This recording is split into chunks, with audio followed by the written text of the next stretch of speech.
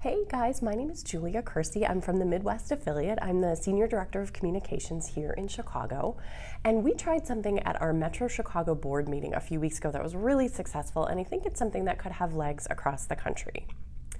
Just to give you a little bit of background, our executive director is trying to change up our board meetings a little bit. They're typically focused on fundraising, and we're moving now to make sure that the focus is also on health strategies, the work that we're doing to improve health outcomes here in Chicago. Our executive director tried this a few months ago with a focus on hypertension. There was a little bit of fundraising business during the board meeting, but the bulk of the meeting was really devoted to high blood pressure, how it affects heart health, what the rates are like in Chicago, and what we're doing as an organization to move the needle here. The meeting was incredibly successful. The board was really energized and excited, and they left feeling great about the work that the AHA is doing here in Chicago.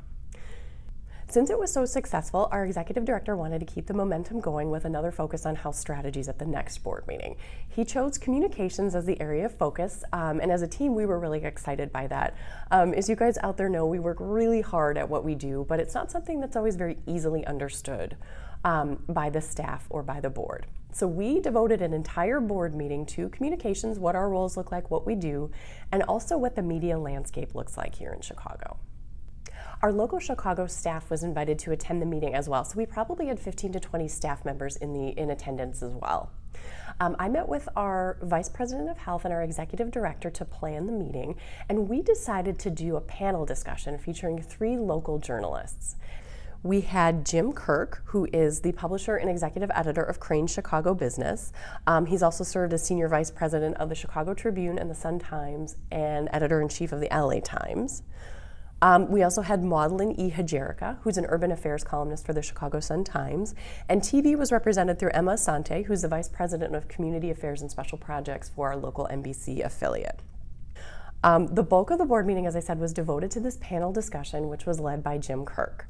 I wrote the questions in advance and gave them to Jim, and they really varied from very basic, what does your day look like, to more complex.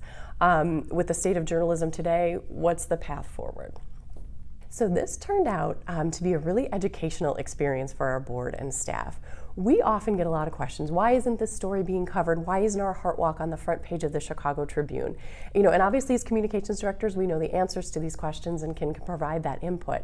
But for our board and our staff to hear those answers directly from the journalists was a really eye-opening experience. So there were some great highlights from the discussion that I think really made an impact on the people in attendance. Maudlin mentioned that she gets 200 emails per day, and she said 150 of them come from organizations like ours. She said in a media landscape that's this crowded, they're just not able to get to every great story. All 3 of them mentioned the human element. Scientific breakthroughs are wonderful, but if we can tell that story through the eyes of a patient, that's really going to go a long way. And finally, something I know we all deal with a lot, our board president is a physician, and he asked some pointed questions about why lighter weight stories tend to be as successful as they are when stories about real scientific breakthroughs can be ignored by the mainstream media. And he used the example of Drake. They had a patient who was awaiting a heart transplant at their hospital, and she wrote to Drake and asked him to visit her while he was in town performing. He did. And the story, he said, was by far the biggest media success our hospital had all year. It got local, national, international coverage. And he wanted to know why that story and not the many stories of incredible scientific breakthroughs that are happening at the hospital every year. So as communications directors, obviously, again, we know the answers to these questions, but to hear them from the journalists who are covering these stories was incredibly valuable.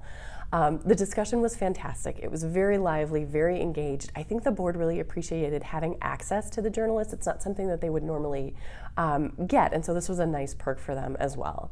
And more than that, I think this experience helped to reinforce the importance of the communications team. Just the sheer scope of what we do, which I think our board members, staff, and volunteers don't always understand, and also how challenging it can be. How many times we get rejected, how many great stories are left on the table just because there's no room.